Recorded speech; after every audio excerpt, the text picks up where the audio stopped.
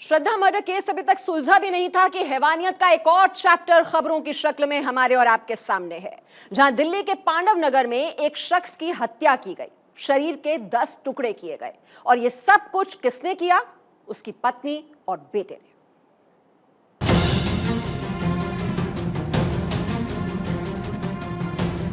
दिल्ली एक बार फिर से दहल गई है।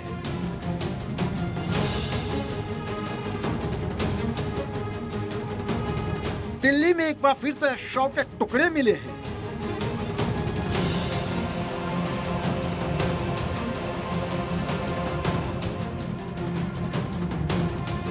दिल्ली में एक बार फिर से श्रद्धा जैसे बर्बर हत्याकांड को अंजाम दिया गया है। आफ्ताब ने श्रद्धा के शव के 35 टुकड़े किए थे।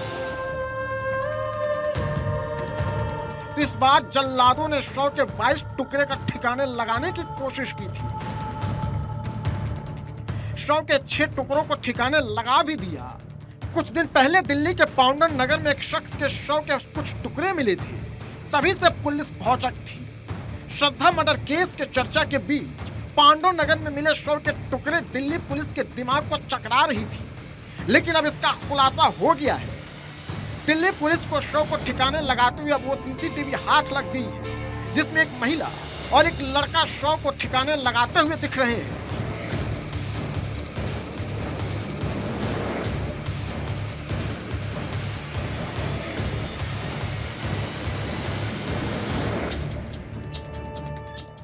हम लोग वो केसेस देख रहे थे क्राइम ब्रांच में जिनको सॉल्व करने में लोकल पुलिस कामयाब नहीं रही है, तो उसके मद्देनज़र इस पे हमारी ये टीम लगी और इस टीम ने पहले ये चेक किया कि यहाँ पे कोई मिसिंग था नहीं था, आसपास के थाने ये सब किया। और फिर हमारे पास काफ़ी दिन बाद एक सूचना आई कि ये आदमी नज़र नहीं आ रहा बहुत दिन से, अंजन दास। इसका जब हमने पता किया तो कोई मिसिंग नहीं मिली, कुछ नहीं मिली। फिर ये कहाँ रहता था, किसके पास रहता था, तो हम इन दोनों के पास पहुँचे, पूनम और दीपक के पास। तब ये लंबी चौड़ी कहानी निकल के आई। पांडव नगर में जिस शख्स के शव के टुकड़े मिले हैं उसका नाम है अंजन दास और वो लिफ्ट ऑपरेटर था। लेकिन उसे क्या पता था कि एक दिन उसकी पत्नी और बेटा उसकी हत्या कर देंगे और उसके शव को टुकड़ों में बांट देंगे।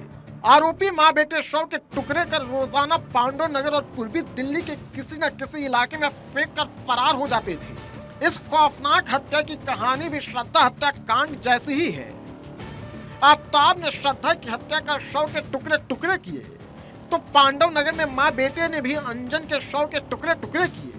आफ्ताब ने श्रद्धा के शव को फ्रीज में रखा, तो पांडव नगर में भी माँ बेटे ने अंजन के शव को फ्रीज में रखा। आफ्ताब रोजाना शव के टुकड़ों को फेंकने जाता था।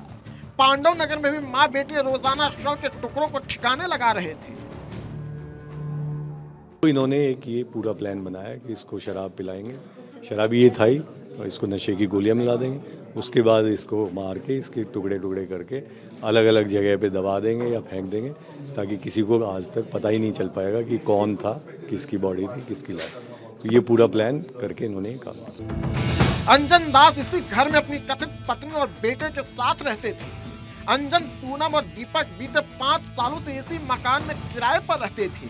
पुलिस के मुताबिक आरोपी महिला पूनम और बेटा दीपक ने पहले अंजन को शराब में नशे की गोलियां मिलाकर पिलाया। फिर जब वो बेहोश हो गया तो माँ बेटे ने उसकी हत्या कर दी। ये अंजन दास जी कब से जो गायब थे, तो कुछ पता नहीं चला कि अब दिख नहीं रहे, गए कहाँ अंजन? हमने कहा था, पता ही नहीं लगा। मैं तो मैंने कहा वो कहाँ गए थे, गाँव गया। गाँव कहाँ था इनका? मेरे को नहीं पता। गाँव झगड़ा उगड़ा होता था तो कितने दिन से गायब चल रहे थे? 8-9 महीने बोल तो दिया, कितनी बार बोलूं सर आपसे, 8-9 महीने। मन में सवाल आया होगा ना कि 8-9 महीने से गया कहाँ, फिर अभी अचानक 2 दिन पहले आपका लड़का दिखा। लड़ाई झगड़ा हो रहा तो हमने समझ के गया होगा गाँव। लड़के को आखिरी बार कब देखा? लड़के तो मैंने काफी दिन अभी देखा था। मैंने 15 दिन पहले ही देखा था। वो जा रहा था उतर के, पर बोलता नहीं था किसी से। किसी से नहीं? लड़के परिवार का कोई सदस्य? हाँ, इतने फालतू नहीं बोलते थे वो, अपने मस्त रहते थे। पुलिस के मुताबिक अंजन और पूनम की शादी नहीं हुई है और दीपक अंजन का सगा बेटा नहीं है। पूनम की पहली शादी सुखदेव से हुई थी, लेकिन दिल्ली जाने के बाद वो कभी लौटा नहीं, जिसके बाद पूनम सुखदेव को ढूंढने दिल्ली गई और दिल्ली में पूनम की मुलाकात कल्लू नाम के एक शख्स से हुई। फिर दोनों ने शादी कर ली। दोनों के 3 बच्चे हैं, लेकिन लीवर फेल होने के बाद कल्लू की मौत हो गई, जिसके बाद वो अंजन के साथ रहने लगी। अंजन बिहार का रहने वाला था और उसके 8 बच्चे हैं।